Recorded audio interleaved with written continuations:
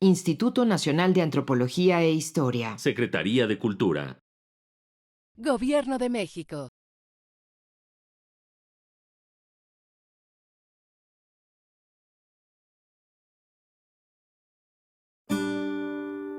Su sustancia está hecha de evocación, recuerdo, rememoración y de lo que toma del porvenir. Porque es una parte fundamental de nuestra identidad. Somos nuestra memoria. El programa del INA que nos lleva de viva voz con los especialistas. Somos nuestra memoria. Somos ese quimérico museo de formas inconstantes, ese montón de espejos rotos, escribió Jorge Luis Borges. Muy buenos días, esto es Radio INA. La Secretaría de Cultura y el Instituto Nacional de Antropología e Historia los invitan a acompañarnos en la emisión de la serie Somos Nuestra Memoria. Yo soy Salvador Rueda y en esta ocasión contamos con la presencia de Erandi Rubio Huertas y de Axayácatl Gutiérrez, especialistas en el INA, trabajadores del Museo Nacional de Historia. Erandi ahora está en la Biblioteca Nacional de Antropología e Historia, pero estuvo muchos años en el Museo Nacional de Historia y de hecho vamos a hablar de un libro que conmemora los 80 años de la apertura del Museo Nacional de Historia en el Castillo de Chapultepec y ella fue la encargada de la coordinadora de esta edición, aunque ella diga que no, ella fue la coordinadora de la edición. Ella llamó, ella propuso, vigiló, nos chicoteó a todos los que trabajamos ahí y junto con Jacqueline Gutiérrez, que fue la encargada de la edición, este libro salió y salió hermoso. Evanibaldo Morales de Radio INA le pone al tema de hoy: los objetos hablan. Y efectivamente este libro es un libro de objetos que hay que aprender a leer, pero sobre todo hay que aprender a escuchar. Y es un libro que en sí mismo es un armado metafórico. Es decir, ponen cosas de distinta naturaleza que están enlazados entre sí. Bienvenidos a esta emisión. Gracias. Vamos empezando por las preguntas más sencillas. ¿Por qué nace este libro, Erandi? Pues nace para conmemorar, en primer lugar, los 75 años del Museo Nacional de Historia. Y bueno, por una serie de vicisitudes, se nos atravesó la pandemia, la reducción de presupuestos y demás, pues Jacqueline Gutiérrez, con su necedad habitual. Tenacidad, pues le dio continuidad al proyecto, porque además el libro prácticamente ya estaba hecho, ya los curadores habían entregado sus textos, ya las fotografías estaban, incluso el diseño estaba ya bastante terminado. Y bueno, sucedieron todas estas vicisitudes que finalmente nos llevaron a los 80 años y agregar 5 piezas más para conmemorar los primeros 80 años del Museo Nacional de Historia en el Castillo, como bien comentabas. Sí, porque no son los 80 años de vida del museo. El Museo Nacional de Historia nace junto con el INA en 1939, pero abre en el Castillo de Chapultepec en el 1944 y en el 2024 cumplió 80 años. Hacia el final del último tercio del año cumplió sus primeros 80 años, como muy bien dices. Axayácatl Gutiérrez es el curador de mobiliario del Museo Nacional y es uno de los autores de este libro, insisto, que es un laberinto, pero el libro en sí mismo es el hilo de Ariadna, es decir, te lleva hacia la salida. ¿Cómo trabajaste en equipo en el Castillo de Chapultepec y cuáles son las piezas que tú escogiste, Axa? Bueno, trabajamos en equipo porque nos coordinamos, bueno, no nos coordinamos, platicamos de qué piezas podríamos poner, qué opinaban otros compañeros. Pero así como dices, jalándole el hilo, ¿cuál fue mi criterio para escoger las piezas que están dentro del libro? Pues en primera creo que es personal. Uh-huh. Piezas que yo considero muy significativas, algunas que no son tan conocidas y dije es la oportunidad para darlas a conocer, esta pieza que es destacada y no ha tenido una difusión muy amplia, y piezas pues obviamente que pertenecieron a alguna etapa de la historia que sea muy significativa, piezas que a la gente le gustan mucho y siempre quiere saber un poco más de este tipo de piezas. Entonces creo que ese fue el criterio de mi búsqueda y pues es lo que plasmé en el libro, y espero que a quienes tengan la oportunidad de leerlo pues les guste, pues esa es la intención. Si yo te pidiera que dentro de las piezas que tú escogiste explicaras una, ¿cuál escogerías y por qué? Ay, pues de estas piezas yo creo que una que no es muy conocida, sí es muy admirada, pero no es muy conocida, es una cajonera que por mucho tiempo se le llamó Vargueño, que hay una discusión entre los historiadores del arte si es Vargueño, es cajonera o es escritorio portátil, pero son piezas que se trabajaron desde el siglo XVI hasta prácticamente entrado el siglo XIX. Hoy todavía se hacen, pero ya es como un elemento decorativo. Pero en ese entonces, en la época de novohispana sobre todo, este tipo de mobiliario era como una oficina portátil. Uh-huh. Era una oficina llena de cajoncitos, de lugares donde poner papeles. Incluso algunos tenían su compartimento secreto para poder ocultar tesoros, piedras, dinero, alguna escritura que era importante llevar. Era, como te digo, una oficina portátil que rápidamente se guardaba, se subía a lomo de mula o de caballo y se iba. Lo usaban mucho los funcionarios coloniales, pero dada la delicadeza con que se fabricaban, pronto se estableció una serie de técnicas, materiales para hacer en específico este tipo de pieza, pues, o sea, de lo que podemos encontrar muy característico de los vargueños es que están con incrustaciones de varias maderas y de varias sustancias nobles, madreperla, puede ser también hueso, puede ser marfil. Y la construcción también es muy interesante, que casi siempre era una construcción inspirada arquitectónicamente, ¿no? Uh-huh. Entre los cajones, por ejemplo, había columnas, había frisos, había una serie de elementos arquitectónicos que lo hacían una miniatura muy apreciada. En el museo tenemos alrededor de 6 que podríamos ubicar. 4 de ellos vienen de la colección Alcázar, que es una colección que adquirió el museo en 1917, si no mal recuerdo, y bueno, adquirió el gobierno mexicano. Uh-huh. Pero uno de esos 4 de esas colecciones es el que tenemos aquí, y es un vargueño que está trabajado entre el siglo XVI y XVII y tiene una influencia hispana. Uh-huh. Y portuguesa. Realmente no sabemos dónde se fabricó, pero por las técnicas y por los materiales y por el estilo, inferimos que es de esa técnica. Y es muy curioso porque tiene muchas influencias más allá de la península ibérica. Por ejemplo, tiene influencias de la India. Yo eso no lo sabía hasta que hace años que fui a un congreso.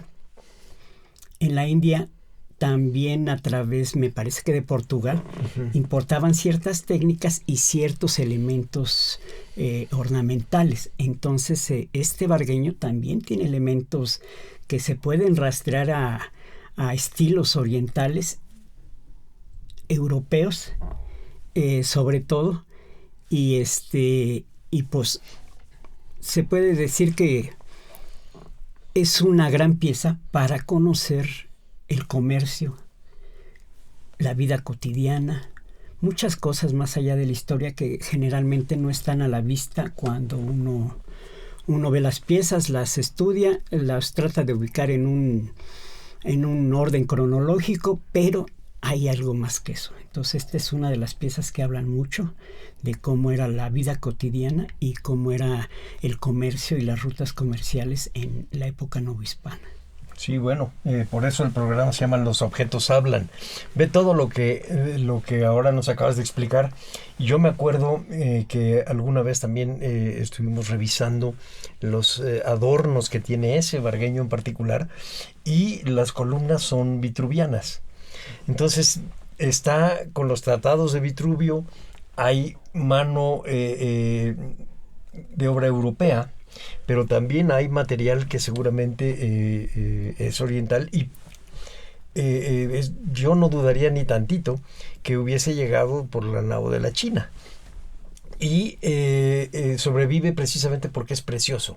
Porque los otros vargueños, hay 6 vargueños en el castillo de Chapultepec, y todos son piezas muy valiosas, pero debió haber habido, como tenemos para el siglo XIX, escritorios portátiles que son de uso, y entonces se acababan destruyendo. Estos los salvó del tiempo el que hayan sido tan hermosos.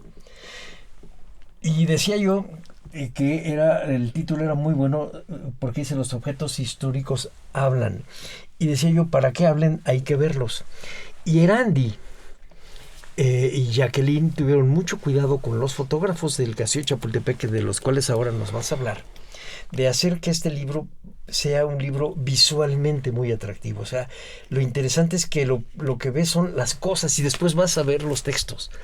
No al revés, no llegas al libro y abres y ves el texto y luego ves no está ilustrando el texto, sino el texto viene a complementar lo que estás viendo.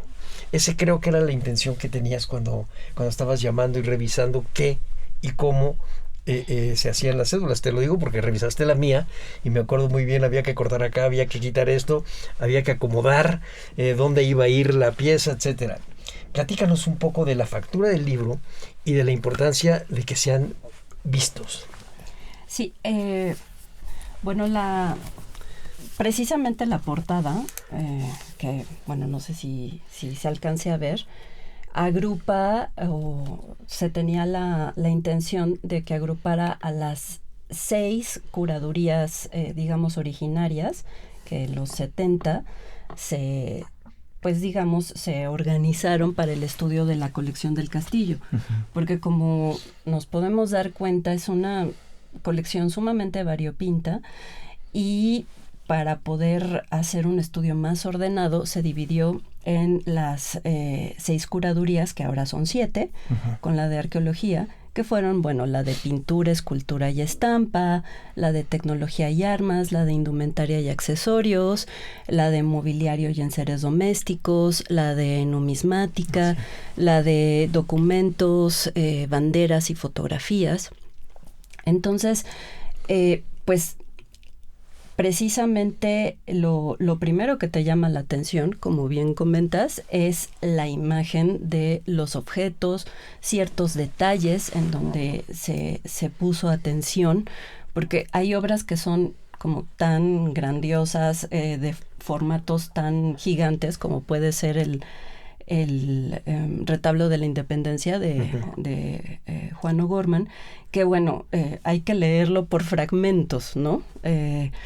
Y entonces muchas veces un detalle te atrapa, un detalle de ese universo visual iconográfico riquísimo, que nos habla de un proceso histórico nodal en la historia de México. Pues bueno, hay detalles que te ayudan a entender, a no perderse en la lectura del objeto.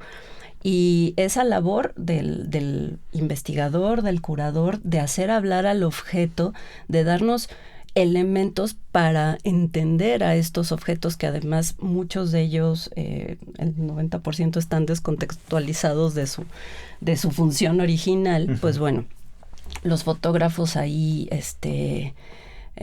nuestro compañero que en paz descanse, Omar Dumaine, Leonardo Hernández, me parece que todavía hay fotos de Gerardo Cordero, que trabajó muchos años en el castillo, pues realmente le dan digamos, esta parte de goce estético al libro, porque además es un libro que sí tengo que decir, que lo empiezas a ver, empiezas a leer de qué se trata, de esa piedra con inscripciones que al principio pues no sabes bien de qué viene, cuál es su origen, en dónde estuvo. Pues aunque la foto es atractiva, pues no nos dice mayor cosa hasta que lees, ¿no? la interpretación del curador. Y pues sí, efectivamente la imagen juega un papel importantísimo, porque en este libro los objetos son los protagonistas. A diferencia, por ejemplo, del libro de Tesoros, ¿no? Que conmemoraba los 50 años, que también es un libro hermosísimo y que también está como muy dirigido a la perspectiva artística, pero no tiene esta particularidad que es hablar del objeto en sí mismo, ¿no?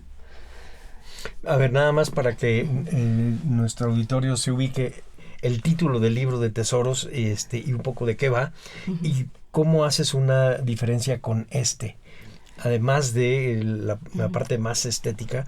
Yo creo que hay algunas otras más que tú lo acabas de decir, que es la descontextualización de las piezas. Pero esa es la naturaleza de un museo. Así es. Entonces, platícanos tantito, bueno, danos el dato general del libro de Tesoros y ahorita nos platicas de la naturaleza del museo en estos 80 piezas. El libro de Tesoros se realizó para conmemorar los primeros 50 años del Museo Nacional de Historia. Y bueno, cuenta con presentaciones de investigadores, incluso que no son del instituto, en donde nos hablan de un panorama general, incluso de los alrededores del castillo, ¿no? Sus orígenes prehispánicos, bueno, cuando no existía el castillo, posteriormente cuando el castillo es construido y demás. Y tenemos una gran introducción del profesor Miguel Ángel Fernández a la colección del castillo. Y después también contamos con textos que hablan de manera general de cada una de las curadurías que ya mencionamos. Pero aunque se mencionan los objetos de cada curaduría, se mencionan como hitos, ¿no? Como parte de un relato general.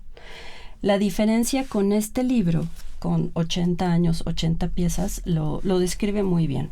Se habla particularmente de cada pieza y se hace desde la perspectiva de cada autor. Por ejemplo, hay algunas piezas que incluso son muy interesantes desde la parte, como describió Axa, desde la materialidad, desde las manufacturas, la tecnología, como bien decían, son piezas que han sobrevivido además por su excelente calidad, por los materiales. No es como ahora que compras cualquier electrodoméstico o muchos de los objetos que usamos cotidianamente y son prácticamente ya basura, ¿no? Dentro de 1 o 2 años. En cambio, estos objetos se distinguen por eso, por lo menos hasta el siglo XIX, aunque ya no se sigue la estructura gremial para fabricar las cosas, las piezas, lo que se usa, pues eso distingue a estas piezas que tienen una excelente calidad en materiales y en hechura. Y precisamente en este libro, pues como ya lo han mencionado, se abordan piezas de todas las curadurías que Además, algunas destacan por su belleza, por su realización artística, por la calidad de sus materiales. Las banderas, por ejemplo, si ves fotos de cómo estaban, por ejemplo, en el Museo de Artillería, pues ahora los restauradores de Castillo, las restauradoras te dicen, por favor, no hagas eso, o sea, no tengas una bandera colgando como en el Museo de Artillería que lo tenían, y como en muchos lados, como vimos en Francia, ¿no? Este intercambio de banderas que tuvimos, pues eso. También mucho del desgaste de esos objetos es porque se usaban, ¿no? Se usaban en los combates, se usaban en la guerra, ya después se usaban como trofeos de guerra, y ahora los criterios de conservación nos han mostrado la manera en conservarlas más adecuadamente para que su vida perdure, ¿no? Veía, por ejemplo, esta emblemática y preciosa bandera que es la del Batallón Activo de San Blas, que es el emblema de nuestro museo, ¿no? Y leí el comentario que hace Amparo Gómez de Pechicuapan, y es sumamente conmovedor enterarte de cómo arrasaron con ese batallón, cómo arrasaron o sea, la defensa heroica, porque verdaderamente fue heroica frente a miles de combatientes estadounidenses contra unos cientos del lado mexicano, ¿no? Entonces, esa bandera es francamente espectacular, y como creo que mencioné la vez anterior, es una bandera que pues ya está resguardada en el depósito, ¿no? Del museo, porque ya no es, para prolongar su vida, ya no es conveniente estarla exhibiendo, ¿no? Sí, de hecho se exhibe una réplica que se hizo en computadora con fotografías de alta resolución. Y eso cada vez va quitando piezas endebles de textiles, que puedes hacer reproducciones muy bien hechas en el museo. Yo recuerdo era que uno de los trabajos que hicieron Jacqueline y tú fue el de platicar muy bien y revisar el trabajo de los fotógrafos.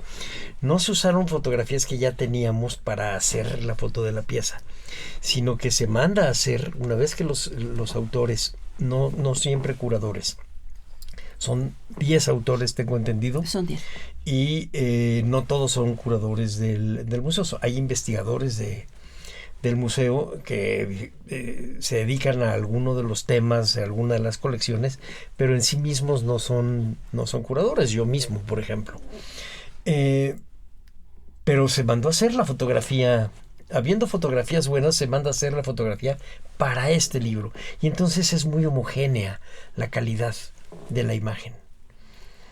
Eso a mí me parece que es un atributo particular de este libro. Y el segundo atributo es que es un libro de historia. Tú tuviste cuidado, yo al principio no estaba tan seguro, que debo confesarlo, que hubiera sido una buena idea ordenar cronológicamente el caminar a través de las piezas, porque empiezas con el siglo XVI o XV, con los trabajos de los arqueólogos, y terminas con lo último en el siglo XX, los muralistas, etcétera. Y sin embargo, se le da un orden muy particular, y entonces pensé que podíamos leer el libro como se lee Rayuela. Rayuela tiene un orden, pero tú puedes empezar por en medio y luego irte para adelante y para atrás. Es una rayuela. Y entonces puedes leerlo como se te dé la gana. Así es. Y entonces tiene un concepto de historia. Efectivamente, muchas de las piezas, como lo decías tú y como lo dijo Axa, están por la preciosura, el valor de la pieza en sí misma.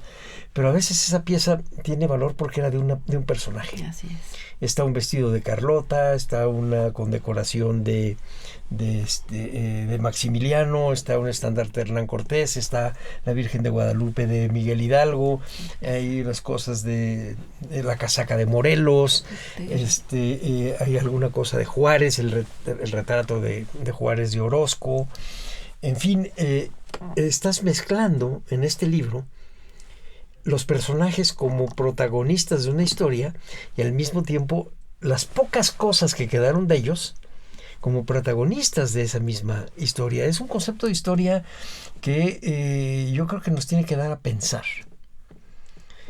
Quizá no lo hemos pensado tanto, pero nos tiene que dar a pensar cuál es el papel del individuo en la historia, lo que deja en la huella y la función en un museo. Porque la naturaleza del museo en realidad es desordenada, Erandi. Creemos que es ordenada y no, porque puedes tener los zapatos de Carlota encima de la mesa del comedor de Porfirio Díaz y no entiendes que eso sea desorden. Lo ve uno perfectamente. Tenemos a Sor Juana con una lectura también metafórica de Cabrera, hecha 50 años después de la muerte de Sor Juana, y enfrente tienes otra monja que era una muchacha X que profesa. El cuadro ni siquiera es muy bueno.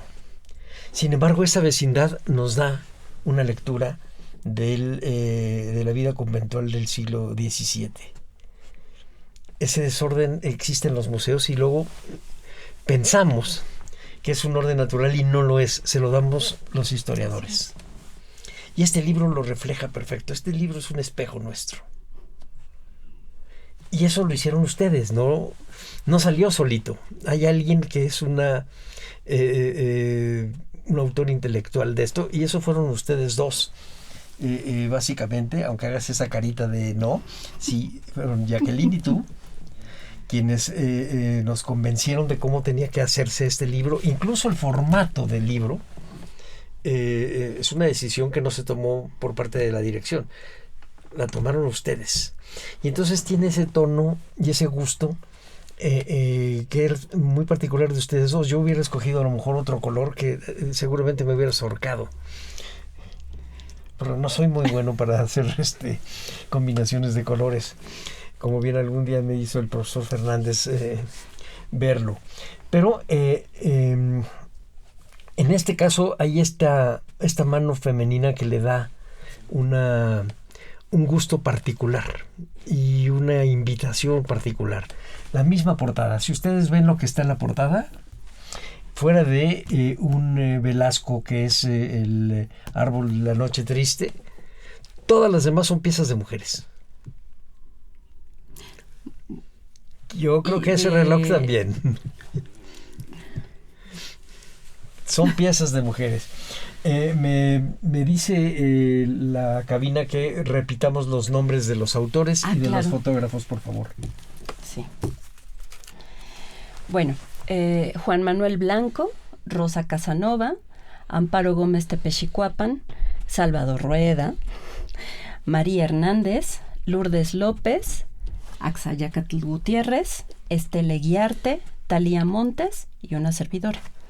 ¿Y los fotógrafos? Y los fotógrafos son Omar Dumaine, Leonardo Hernández y Gerardo Cordero. Es un libro colectivo de gente que trabajó y ha trabajado en el museo en este último tramo de los 80 años. Porque esa es la otra diferencia con el de los 50 años. A mí me tocó idear el de 50 años, no planearlo, pero idear y conseguir los presupuestos. No tiene nada que ver con este. Aquel está 40 años viejo, por decirlo de una manera. Es un libro hermoso, pero es 40 años viejo. Y este es una novela. Es Rayuela. Aquel es un libro table de book. Coffee Table. Sí, Coffee Table Book. Vamos a la mitad del programa. Permítanme hacer un paréntesis para recordarle a nuestro auditorio que el tema en esta ocasión es los objetos históricos hablan. Y contamos con la presencia de Erandi Rubio Huertas, historiadora, y Axayacatl Gutiérrez, historiador. Vamos a continuar pues con esto. Si tuvieran que escoger otras piezas para un segundo libro, ¿las tendrían a la mano? ¿Cuántas piezas tiene el Museo Nacional de Historia? poco más de 100,000, a diferencia de las 55,000 más o menos con las que inició el acervo. Es decir, se ha duplicado. Con todo era que de esas 55,000 nacieron pocos años después el Museo del Virreinato y varias piezas que se han ido a museos regionales. Y ahora el Museo Nacional de Historia tiene, nos decía Alejandro Ramírez, el jefe del depósito, que tiene 104,000 y cachito inventariadas, porque siguen llegando piezas. Ayer todavía David Olvera nos hizo un donativo de 20 pares de guantes, un radio de 1930, estábamos viendo sombreros, en fin, siguen llegando piezas, pero ya con un gusto diferente al que había en 1940, y más parecido, y eso es un poco para picarles la cresta a ustedes y que se me echen encima, más parecido al gusto que tenía Ramón Alcázar cuando hizo su colección a principios del siglo XX, que la que siguió después de la Revolución. O sea, le hemos quitado el tono bélico. Así es.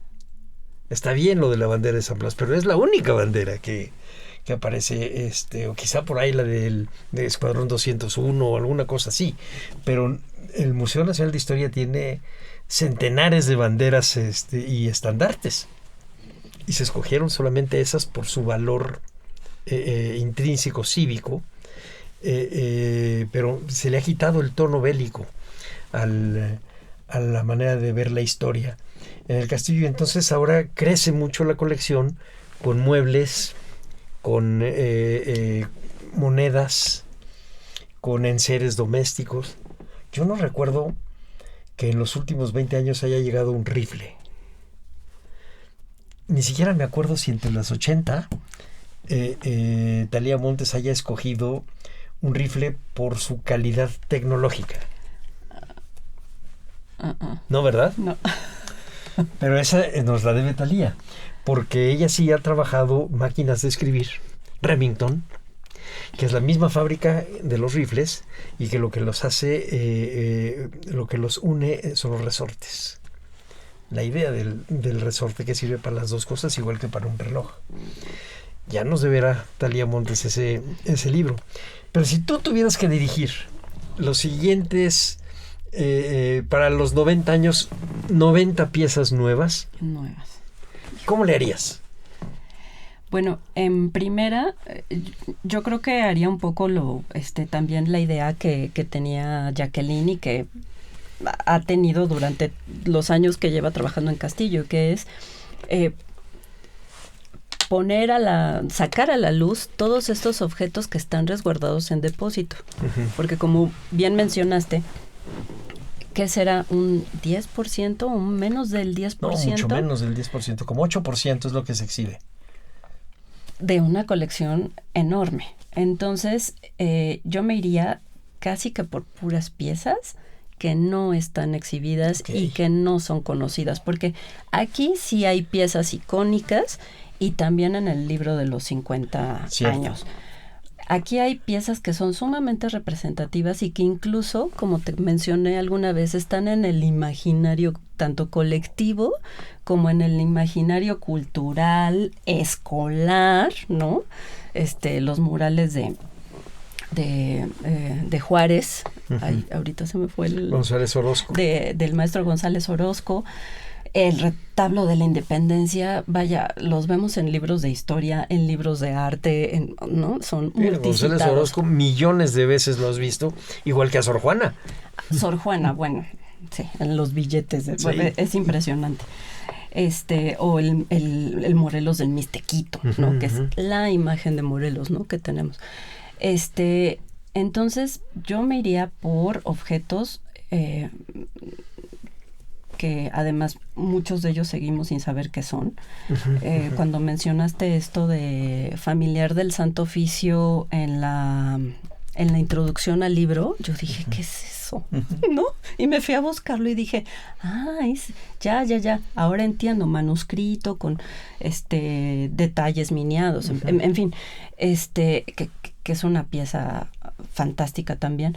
Pero, por ejemplo, últimamente he escuchado mucho el término, yo no sabía que era una espabiladera. Uh-huh. Y resulta que en el castillo hay muchas, o sea, hay una, no sé si llegaron con la colección Espino Barros, no lo tengo muy claro, pero bueno, hay varias espabiladeras que son objetos que ya no se usan, ¿no? Que son estas como tijeras con como capelo que servía para apagar las velas, o sea, ¿no? y cortar el pabilo. Entonces, son esos objetos que, visitar el depósito del museo además siempre es encontrarte con algo que jamás en la vida te había pasado por la cabeza que existe, ¿no?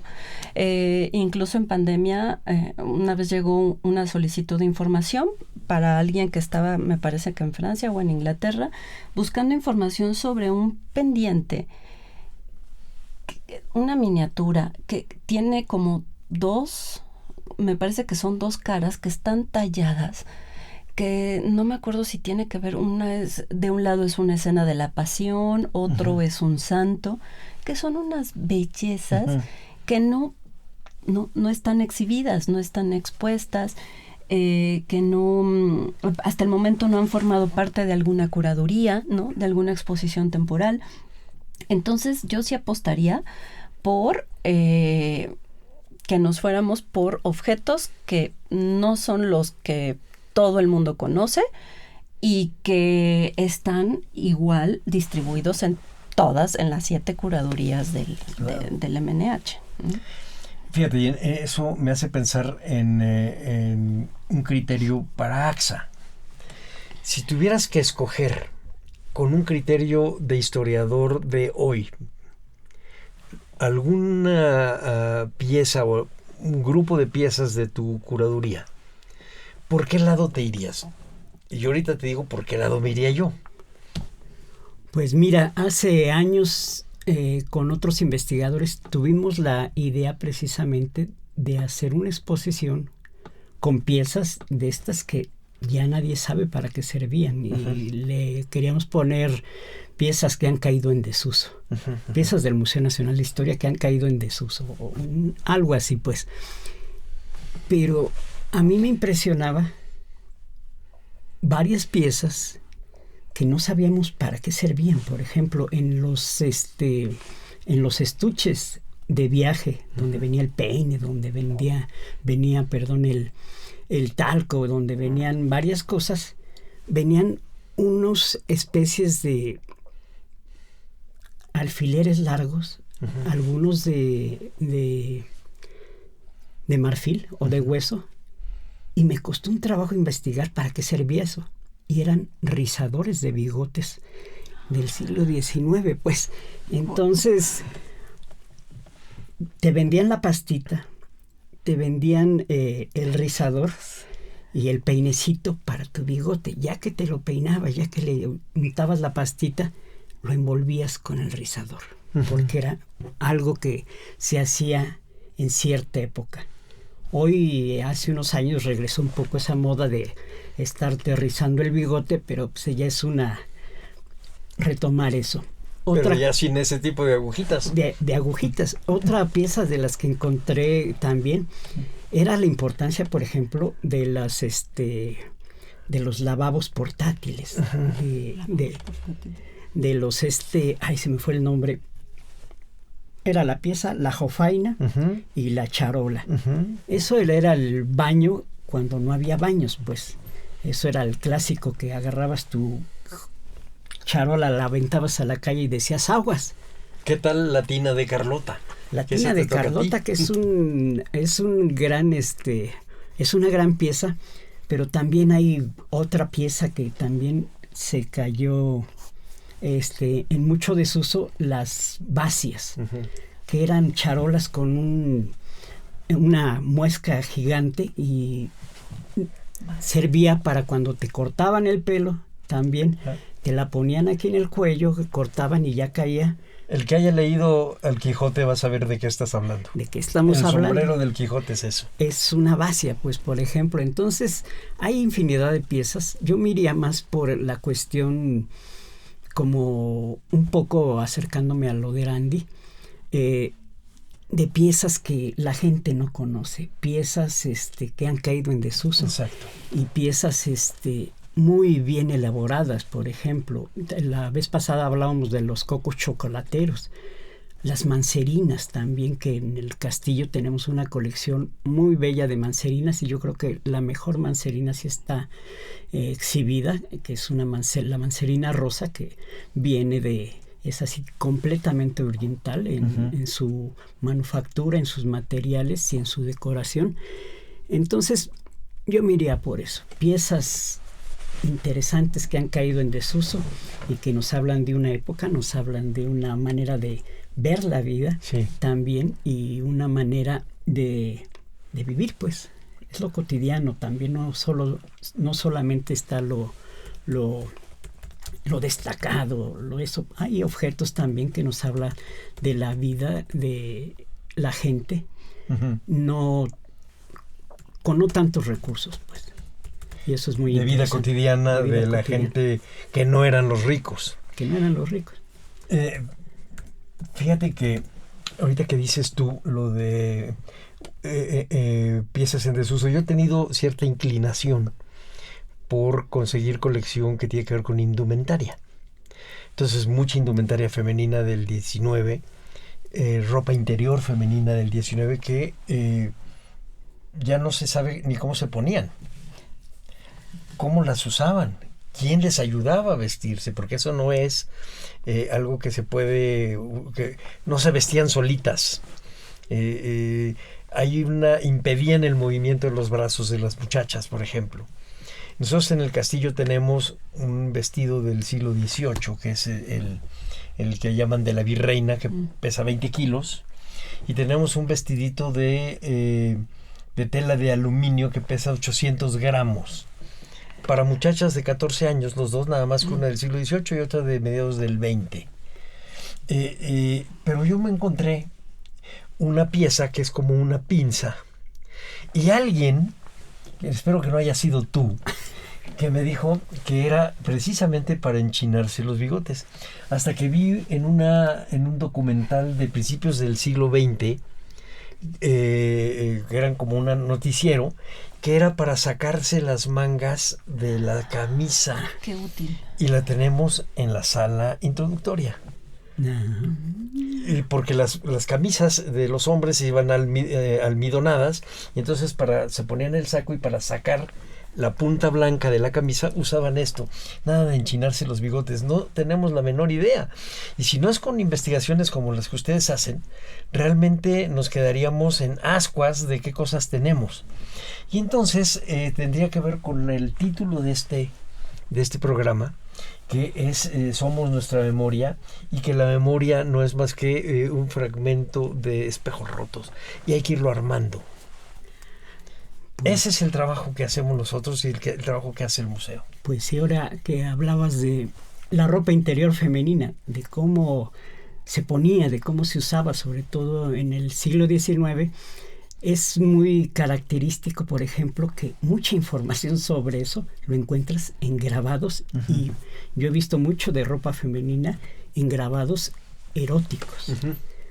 Y en fotografía erótica de principios del siglo XX también, que hay grandes fotógrafos que en su afán de mostrar lo que era la sensualidad del erotismo, retratan muy bien este tipo de vestimenta, este tipo de materiales, cómo se usaban, cómo se hacían. Por ejemplo, victorianamente se usaban la ropa interior femenina, pero tenía el agujero ahí abajo, pues, o sea, claro, cubría nada más las piernas y no cubría las partes, para facilitar precisamente el usarlo, y para ir al baño, pues eso que dices, para vestirse. Ahora imagínate, para ir al baño con esas enormes crinolinas o esos vestidos tan voluminosos.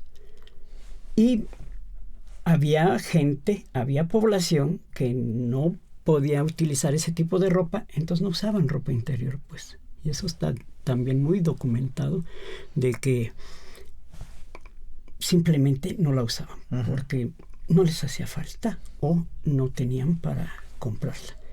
Entonces, ese tipo de datos que te arrojan los objetos del museo, Ahorita que decías, el museo está de cierta manera en una forma caótica, que es la visión de los historiadores, pero yo creo que también parte para estimular la imaginación del público que llega. Luego haces conexiones. Por supuesto. Llegas y directamente las puedes hacer, pero también yo creo que te quedan en el inconsciente cierto tipo de cosas, ciertas asociaciones que haces entre ciertas piezas, entre ciertas salas, y ahí el límite es la imaginación. Y ahí se va formando lo que decía un poco Erandi, de el imaginario colectivo, de los niños héroes que lo juntas con los batallón, las banderas cuando se exhibían. Antes en el castillo estaba exhibida la bandera del batallón y tenía una guardia militar ahí permanente para que le estuvieran haciendo honores. Ese tipo de cosas yo creo que para el público y también para el historiador, por supuesto, nos enervan la imaginación, nos hacen pensar y encontrar las conexiones que tú puedes encontrar en piezas que aparentemente no tienen nada que ver por el tipo de pieza y por la época. Pues esa es la definición de metáfora. Por eso este libro es en realidad una metáfora, es asociar cosas de distinta naturaleza, pero que tienen un sentido, si te crean un relato. El Museo Nacional de Historia me están diciendo que hay que ubicarlo. El Museo Nacional de Historia está en el Castillo de Chapultepec desde septiembre de 1944. Antes, ¿dónde estaba, Erandi? Bueno, como tal, no existía. Digamos, siempre lo nombro nuestra nave nodriza, el Museo Nacional Mexicano, que para ese entonces, a partir de 1910 toma el título de Museo Nacional de Arqueología, Historia y Etnografía, pues es el numen de... ¿Que estaba dónde era? Que estaba pues en lo que ahora es el Museo de las Culturas del Mundo, a un costado de Palacio Nacional. En el centro de la Ciudad de México. En el centro de la Ciudad de México, que fue la antigua Casa de Moneda que Maximiliano designó para darle un espacio propio, bueno, entre comillas propio, porque también convivía con otras dependencias, pero por lo menos ya no estaba en unos saloncitos de la universidad, todo apretado, etcétera. Y es con Maximiliano cuando se vuelve público, se le pone el nombre de público y se reorganiza. Y bueno, digamos que es heredero de esos primeros gabinetes universitarios que fueron igual engrosando sus colecciones hasta que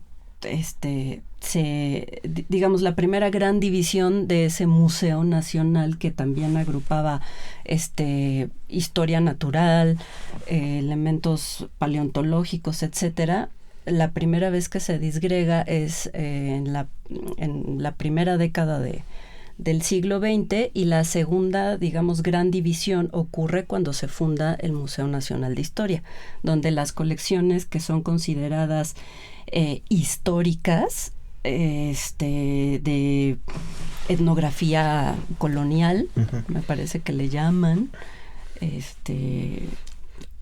artes aplicadas, artes industriales. Exacto, artes industriales y todas estas reliquias históricas que son un tesoro también y que también merecerían un solo libro. Claro. Aparte, pues son llevadas a esta parte del, digamos, ya propiamente histórica, cuando empieza la historia de México propiamente dicha, ¿no? Digamos, antes del, después de lo que conocemos como pasado prehispánico, ¿no? Sí, la idea es que estén desde la época de la conquista para la época de la revolución. Esa era la idea del Museo Nacional de Historia, ya en el Castillo de Chapultepec. Y antes estaba el Departamento de Historia, que es esta que tú manejas en el Museo Nacional de Arqueología, Historia y Etnografía de 1910, y se le junta el Museo de Artillería que estaba en la Ciudadela. Entonces se ha ido haciendo de distintas cosas, incluyendo la colección de Ramón Alcázar, de la que habla Axayacatl, que se compra en 1917, y que es el origen de estos tesoros pequeñitos de los que tú hablas, que son el gusto de este particular coleccionista y luego de los otros coleccionistas que nos han ido dando poco a poco al museo piezas que tienen que quedar para la memoria mexicana. Porque entonces, Erandi, y ahí, por supuesto que te quiero echar una pedrada, a ver qué me contestas. Se exhibe un 7-8% de la colección. Pero es que yo pienso, pero es mi idea, que la función del museo no es la exhibición. La función del museo es el resguardo. Por eso el depósito de colecciones, el trabajo de los curadores, el trabajo de los restauradores es lo más importante. Y que me perdonen los museógrafos. Échamela, Erandi. Híjole, es que el trabajo en el museo, además, es importante decirlo, porque al igual que en este libro, siempre es un trabajo en equipo. O sea, tú no puedes tener a disposición un objeto para poder estudiarlo, investigarlo, si no acudes al depósito, si no está el personal que conoce la colección, que la ubica, ¿no? Que tiene su lugar asignado, que te presenta el objeto, que te da el espacio para que puedas estudiarlo dentro del depósito. Está el fotógrafo, que cuando necesitas el registro de la pieza, pues bueno, ahí está haciendo las tomas, ¿no? Hay todo un protocolo, etcétera. Y este trabajo en equipo, yo creo que sí es importante la difusión, la exhibición de las piezas, porque si no, ¿cómo puedes apreciar y cómo puedes incluso tener una relación de afecto con algo que no conoces? Entonces, la exhibición, la exposición de las piezas es eso, es esa oportunidad, como también mencionaba Axa, y una frase que tú siempre dices y que a mí siempre me resuena en la cabeza es ir a un museo, a una exposición temporal, etcétera, es un trabajo intelectual. Sí, claro. ¿No? Requiere un esfuerzo, esa palabra me gusta mucho, requiere un esfuerzo intelectual, porque precisamente activa la imaginación y con los elementos, la información que tú tienes y la que está detrás del objeto y la que los curadores, los restauradores, los compañeros de depósito y el trabajo de los montajistas, todo eso confluye para que uno como visitante pueda tener esa experiencia con el objeto.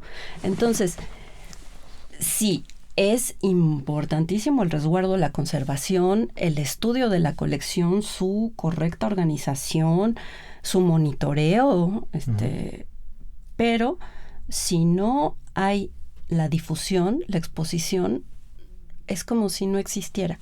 Claro, no, te lo dije para provocarte. Ayer recibí yo un grupo de niños de primaria, secundaria, y evidentemente lo que está en salas es para ellos lo más importante. Si las salas estuvieran vacías, ellos salen vacíos.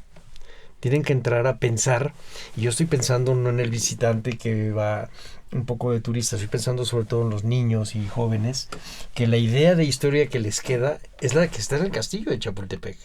Establecen un vínculo ahí. Sí.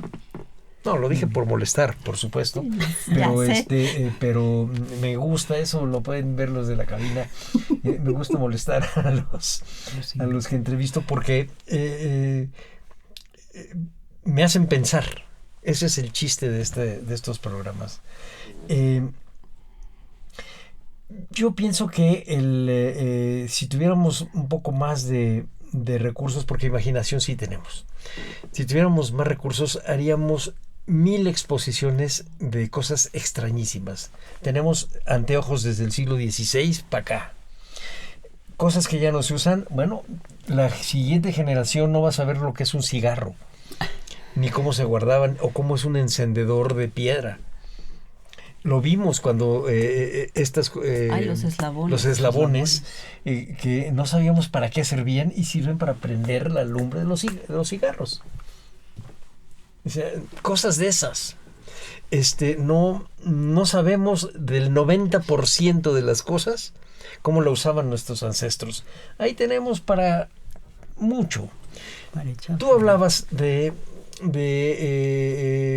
algún día hacer una exposición de cosas eróticas. Tenemos una colección importante para hacer una exposición de erotismo y de dignificación de las mujeres que están en las fotografías, sobre todo que son chinas, que las traían como esclavas sexuales hacia San Francisco. Tenemos muchas piezas que no sabemos para qué son, muchas piezas que están guardadas y que nosotros mismos por nuestro pudor las escondemos. El día que podamos hacerlo, olvídenlo. Ese museo cambia. Una de masonería. Ayer estaban arreglando las restauradoras. Estamos hoy a 11 de marzo del 2026. Ayer 10 de marzo del 2026 las restauradoras estaban arreglando los estandartes de masones y de cristianos de la época de la cristiada. Y tienes el significado de un estandarte. O sea, hay cosas que tenemos que sentarnos a pensar con una idea de historia mucho menos de manual. Es otra cosa. La historia de los museos es una pasión intacta, es otra cosa. Como dirías, es otro rollo. Es otro rollo, sí. Vamos a cerrar el programa. ¿Cómo nos invitas a leer este libro, Erandi? Y luego tú nos dices cómo nos invitas a leer el libro. Pues ya un poco tú diste la pauta y estoy convencida de ello. Es empezar a hojearlo para ver las imágenes. La imagen de la pieza te atrapa y entonces empiezas a leer. Y la verdad es que, incluso yo creo que lo puedes terminar en un día porque la curiosidad te va llevando por los vericuetos de este libro y te empiezan a interesar otros objetos que quizá por el objeto en sí mismo no te llaman la atención. Es el caso, por ejemplo, de las armas. No me provocan ningún interés personal, ¿no? Pero ya cuando ves que perteneció a José María Morelos, a Iturbide, a Mariano Escobedo, entonces surge un interés y empiezas a leer y quieres irte por la bandera, la medalla de Carlos III, la moneda columnaria, que dices, como uno no sabe mucho de numismática, dices, bueno, ¿y esto qué? Ya que lees y aprendes a conocer el significado de todos los elementos que la hay y que tiene también una razón tecnológica, etcétera, es cuando quieres saber y saber más y entonces te vas a las otras piezas de muy distinta naturaleza que pueblan este libro, ¿no? Entonces yo invitaría a eso, a hojearlo y como dices, ni siquiera como por un orden cronológico ni nada, sino por el atractivo que te jala, que tiene la imagen de la pieza, ¿no? Y a profundizar un poco más en el objeto. Axa. Es como un modelo para armar para mí. O sea, buscas tus piezas, las acomodas en tu mente como más te gusten, regresas a ellas, vas a buscar más información sobre ellas. Yo tengo la experiencia de que le obsequié este libro a una persona de Chihuahua, estuvimos en un congreso, y era una persona para nada involucrada con la historia. Y vieras cómo le jaló el libro y lo lee, así como dices tú y como dice Randy, lo abre, lo ojea, se detiene, regresa, lo ve. Fuimos a comer y ahí llevaba el libro, lo regresaba, lo veía otra vez y dice, oye, qué magnífico el libro.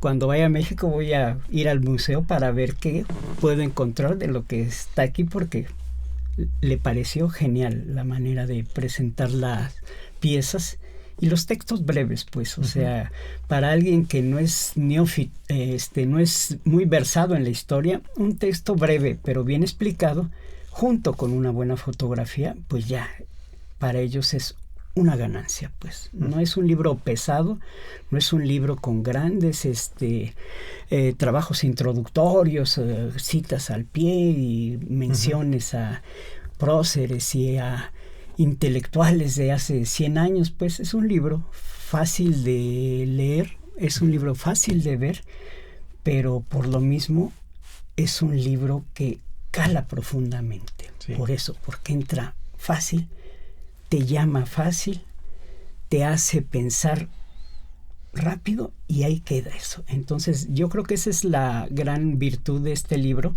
que es un libro fácil de leer, pero profundo para aprender.